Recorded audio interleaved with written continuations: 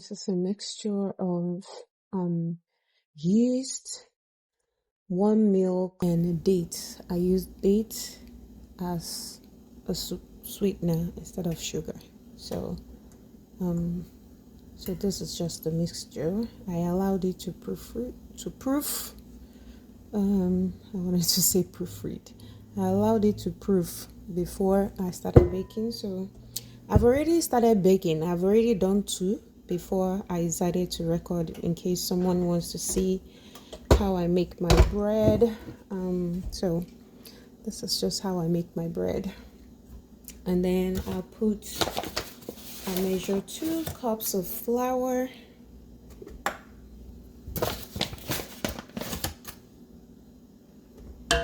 I use bread flour. So this is a half cup.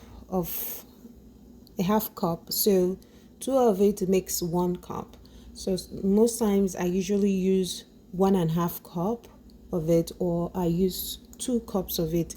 Either I use like 1.5 cup, like I say, that's 3 of this, or I use the bigger one, which is 1 cup. I just use 2 cups. So sometimes I use more than 2 cups. I may make 3 cups of bread, but it depends on the quantity I want to make.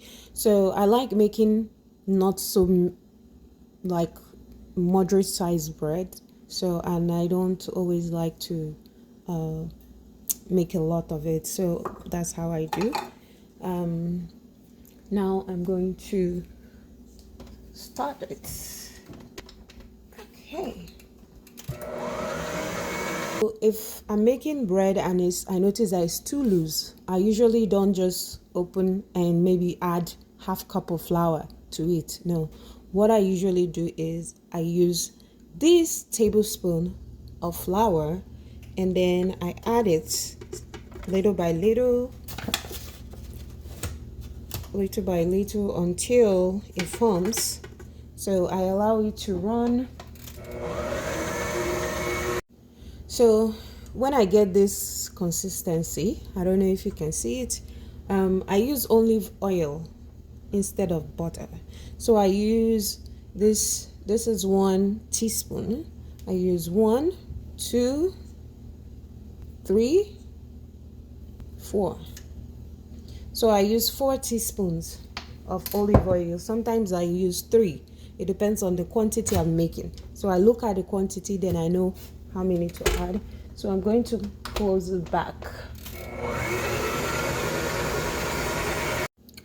Okay, so now I'm done with this. You see, it's very stretchy. That's what you are looking for. If you want it a little bit thicker, you can also still add more flour, but this is how I like it to come out stretchy. And this is it.